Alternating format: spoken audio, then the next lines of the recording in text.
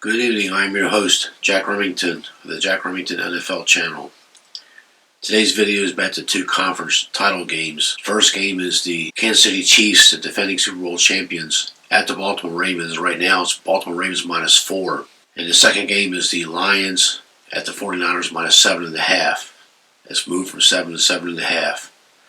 So let's talk about the Chiefs and Ravens games first. I grabbed the Ravens -3.5 a few days ago, and now it's going up to 4. Also, the money line, we grabbed -190 versus the -200 where it's at now. And you may think, well, what's $10? Well, $10 over the course of a year, that's several bets. Now, money management is the number one skill you got to have in this business. So if I'm repeating myself with some of these things, well, that's to remind both the audience and myself some of the good principles for handicapping in the NFL. I do want to make a couple comments about the Chiefs. Their defense, this is the best I've seen their defense in the last 5-6 years. You would think that if the Super Bowl contender like the Chiefs would have a drastic improvement in their defense, which in my opinion they have, you would think they'd be a shoo-in, but their offense has dropped off. And I even heard on another podcast tonight that the Chiefs still finished #1 in the NFL with drop passes, and that's a shame. They're a very good team. I mean, it's hard to bet against the Chiefs. And every time I try that, I seem to get burned. The Chiefs are a covering machine, too. Although they weren't a couple years ago. But when they got in the playoffs, they were covering the bets. They were covering and winning the games. And now they've got tired of hearing, well, they can never won a playoff game on the road as an underdog or a favorite or anything. But they did it last week, and they beat the Bills. And I handicapped that game wrong. I was on the wrong side. I had the Bills. I also put in the video, if I can remember, put it up there. I did my observations of the Bills hosting the Chiefs at Buffalo last week, and I gave 10 great points, and I hit the send button, the post button, and went to bed. And I got up in the morning. I said, "Where's my thread? Did they delete that one too?" No, I got some strange graphics on the thing, transmission error or something like that. And I thought, okay, well. But I just want to point out that the Bills, they struggle against the Chiefs because some teams got certain teams' numbers, and the Chiefs got the Bills' numbers. But this game is different. The Ravens are very formidable, and I think the Ravens are on the right side. But I think Lamar Jackson is going to methodically wear this defense down. Kansas City looked a little sluggish in the second half. They actually won that game, I understand that. But Kansas City had a chance to go up big against Buffalo, and they failed to do it. They had that strange fumble in the end zone. It's like they tried to give the game back to the Bills.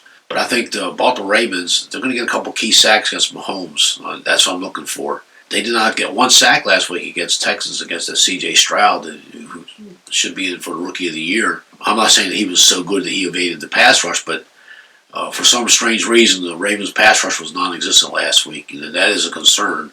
But I think that the Ravens can change that around.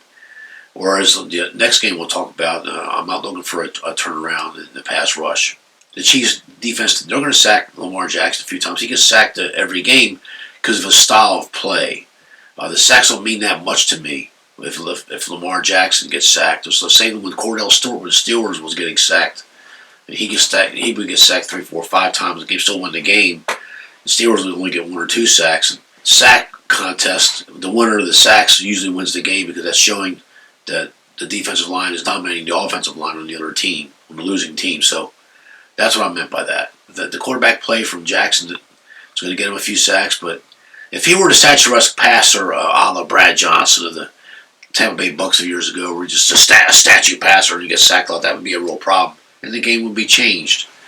But I'm also betting against the Chiefs to repeat as Soup champions. I mean, only one team this century has repeated as a Super Bowl champion, and that's the New England Patriots in the early 2000s with Tom Brady. It's just too hard to repeat in the modern NFL, and I'm telling you, the teams are pretty even. The teams are close. They all can run, pass, kick, punt, play ball, block, fall down, whatever. I mean, they miss tackles. They make tackles. I mean, all the teams can do all the same things together. It's the fine-tuning of the atoms to make your atom bomb. So taking that Pluton atom 235 and making it to 232, that makes your atom bomb. And that creates a nuclear reaction. Electrons and protons, I mean, I'm digging deep, but just that one little change, that's the size of the winner. I'm looking for the Ravens to do this, and the home teams do well this round. Past 58 Super Bowl era games, the championship games, I think the home team has won over 40 of them. I mean, it's a pretty high percentage, and they almost always cover too. And I'm looking for the home team. I'm looking for Ravens to do this. I'm even going to give you a score. I got the Ravens 27, the Chiefs 19. That's the score I'm giving you. But this line also looks like that they're begging you to take the Chiefs because Mahomes does have a great record as an underdog. But this is the year of the chalk. That's what the odds makers don't want to talk about. This is the year of the chalk. Chalk's done very well this year, and I just think that the Ravens are going to do it. Maybe I'm wrong, but we'll see. The second game is I'm going out on a limb. Detroit Lions at the San Francisco 49ers. Right now it's -7.5. I grabbed a 7 early. I thought it was going to drop to 6.5. It opened at 6.5, but it quickly moved to the 7, and I grabbed it.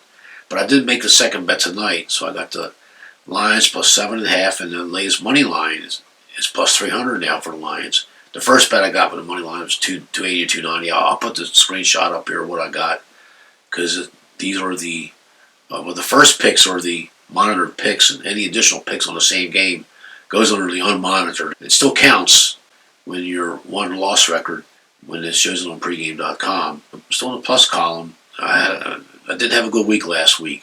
Although I did win 2 out of 3 of my teasers. I did lose with the Texans by a couple points because Lamar Jackson kept pouring it on in the second half, and they shut out the Texans in the second half. But that's okay. But I won the other ones. The Packers weighed on all my. I anchored all 3 of my teasers. The Packers was an easy win for that. So I got a little lucky with that one. I normally don't do that. Oh, there'll be no teasers this week. So yes, the Detroit Lions pass defense is average at best, below average a lot of the time. They can be passed on. I mean, Mullins had almost 400 yards on them. The backup for the Vikings, I mean, it's just Detroit looked horrible at times. They got a good pass rush. They got that Hutchinson guy. He's a pretty tough ball player. As long as they got him healthy, he frees up the other ones. Matter of fact, I think their pass rush is better than the Niners' pass rush. I'm expecting the maximum disciplined effort out of the Detroit Lions this week under Dan Campbell, the head coach. I like Campbell. I've criticized him at times when he needed to be criticized. He does some stubborn, dumb things, but we all do. And he'll get better. He has room for growth. But I'll get to Shanahan in a minute. I know you guys know that I don't like Shanahan. I think he's a horrible coach for the talent level that the 49ers have. But the Packers exposed the Niners last week for what they really are. And I equate the Packers and Lions as very similar from the same division, and they had this very similar style of play. And the Lions had the far better special teams than the Packers do too, and the Packers, that deficiency has hurt them the last 5 years, hasn't it? It's cost them a couple of playoff games, didn't it? So LaFleur's got to work on that, and it cost them last week too. Missed that field goal to tie that game up, send it overtime. I'm happy with the Packers. They covered for me. Not the money line bet I had, but everything else they covered. And yeah, they should have won that game, but shoulda, woulda, coulda, don't cut it here. We want results here. We want results as handicappers. We'll see what happens. But I'm expecting the Lions quarterback Jared Goff to play extremely well, play a great game, and do what Jordan Love did last week. He picked them apart. He had her humming, especially the first half against the 49ers, who was just a touch a little slow with the rust. So the rust is probably gone, but still. The damage is done. I mean, if Campbell's got any film study habits for planning and everything for make his game prep for this game, I'm looking for Lions to really do well. But the Niners' pass rush was non-existent last week. They didn't get any sacks against Jordan Love, and the Green Bay got the only sack of the game. And I think that unit may have peaked too soon during the regular season, whereas the Lions' pass rush is alive and well. I mean, they were really putting the pressure on Baker Mayfield. I mean, they were putting the pressure on Stafford for the Rams. They've been pretty consistent last month or so. The quarterback matchup in this game, it's not even a contest. In my opinion, Jared Goff is far better than Brock Purdy. And Purdy, he looked bad last week. It was a rain game, so put that in your reference in your head, handicappers. Anytime you check that weather as a rain game and Brock Purdy's the 49ers quarterback, you'd be looking to bet against him. I mean, he's limited. I'm not a Brock Purdy hater. I mean, I kind of like the guy in a way. I like all the players pretty much, but I just think he's limited. I mean, he was last pick in that draft for a reason. But in my not so humble opinion, Purdy, he's reached his potential. Potential. But Goff, not so much. I think Goff can be even greater than what he already is, and he played well versus Rams 2 weeks ago. And like I said, the Rams are similar to the Niners in the same division. He did well against the Rams, and I liken the Rams as a pretty good team on defense too. And I remember he had to face that Aaron Donald, and he did okay. The head coach matchup. I keep telling people that Shanahan is a liability, and people keep mocking me and don't believe me. I still rail about his meltdown over the players this when they had the Chiefs beating in that Super Bowl 3 years ago. And last year was worse, in my opinion. No backup quarterback. Once Brock Purdy got hurt and he got his hand busted in that game against the Eagles, Purdy was looking up. He was 4 for 4. They were driving out of that field. They were going to tie that game up 7-7 when he got hurt, and there was no backup quarterback. I mean, the guy that stuck in there, he hadn't had reps in weeks. He was so woefully unprepared. I could come out left-handed and done better than this guy. And then they had to bring Brock Purdy back in the game just to hand off. I mean, that is an extreme head coach deficiency. And I thought I would hear the cries from the fans and the general manager and everybody else saying, well, Shanahan, what are you doing? But didn't hear it, or if they did, it was a non-event. I'm telling you, Shanahan's got some serious deficiencies with the team, the talent that he has. They should have at least 2 more Super Bowls under him. They don't have any. And they're not going to get one this year either. And he's going to get out-coached by Campbell. That's just my opinion. Deebo Samuels, he's worth 3 points in my opinion. He's that great of a beast of a player. I mean, running back / tight end / wide receiver. He can do it all. He's fast too. He's powerful, stocky, strong guy when he's healthy. I've been hearing and reading, and he didn't participate in the practices. I don't think he's going to play. Or if he does play, how effective is he going to be? And he might get carried off in the game again. I like the guy. Hate to see him get hurt, It's a shame. And I'll put something on the head coach too. He's got to start spacing some of the players out. If they're way ahead, take them out and to save them. Okay, so he's only got 2 catches for 28 yards, but 1 touchdown. That's good enough. He's going to tell his player, hey, look, you're not here for the stats. You're here for the next game. But Shanahan, he's just not a very good head coach in my opinion. I'm taking the Lions in an upset here. I'm going to even give you a score. I got the Detroit Lions 31 and the Niners 26. Send the Niners home. Let them regroup. And then maybe the fans will start hating you, saying, hey, what's wrong here? Why can't we advance? What's wrong? Maybe this will get the fire going to get rid of this guy, because I thought he was a bad hire, and he's proved me right. Everybody pushes back on me. Well, how can you look at their record?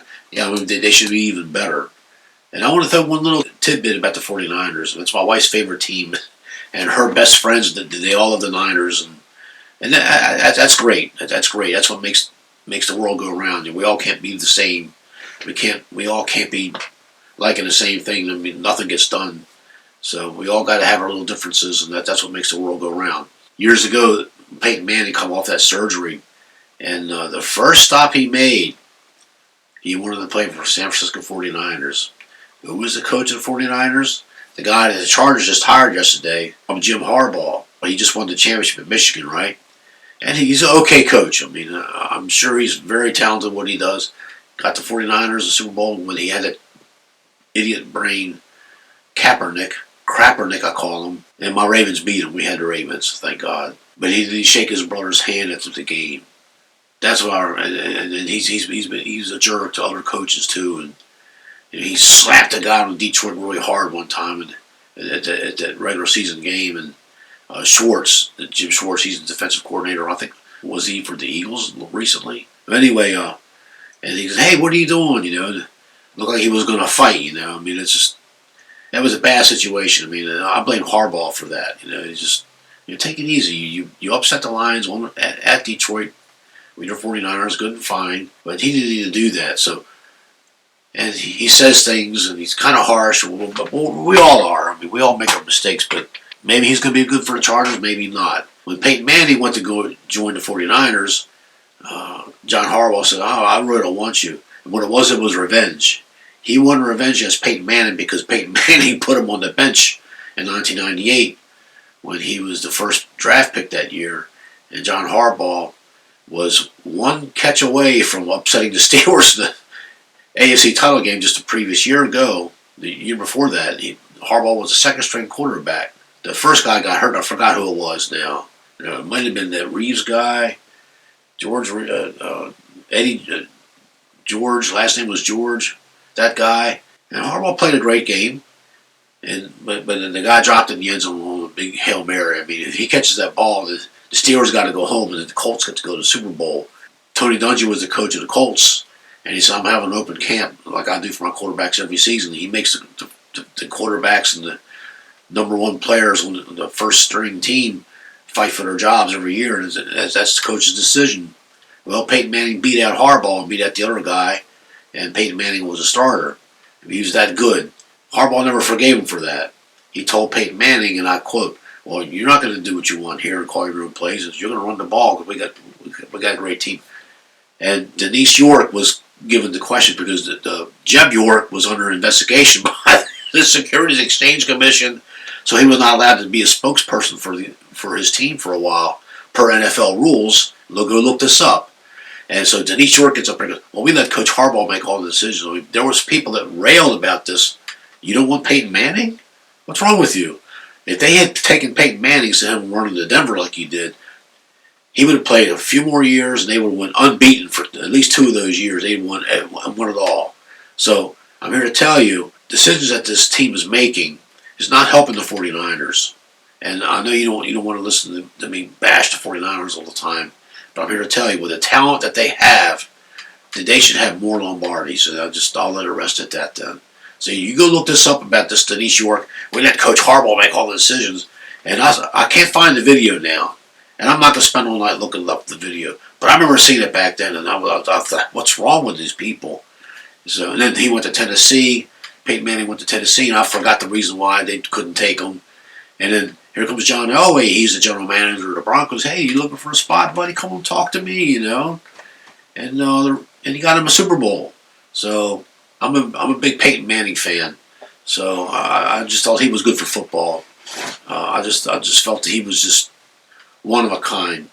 And in some ways, he was better than Tom Brady. In some ways, but they're both very comparable, and they're both great friends too. And they will always be friends, and I like that.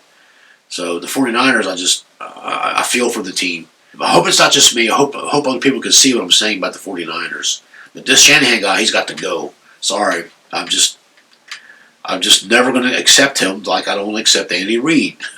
Those great teams he had for the Eagles, and they didn't get a Super Bowl out of them. Shame on, and why did the Chiefs hire this guy? But I got to back off on that because he's got 2 Lombardis. You know, maybe he's learned his lesson. And he's grown. And he's let his coordinators and let them do the clock management too. I mean, there's a lot to be said for that. I mean, Andy Reid's okay. He's grown on me a little bit. It's like Larry Holmes, the boxer, the fighter. I mean, I didn't like Larry Holmes on the scene, but he kind of grew on me.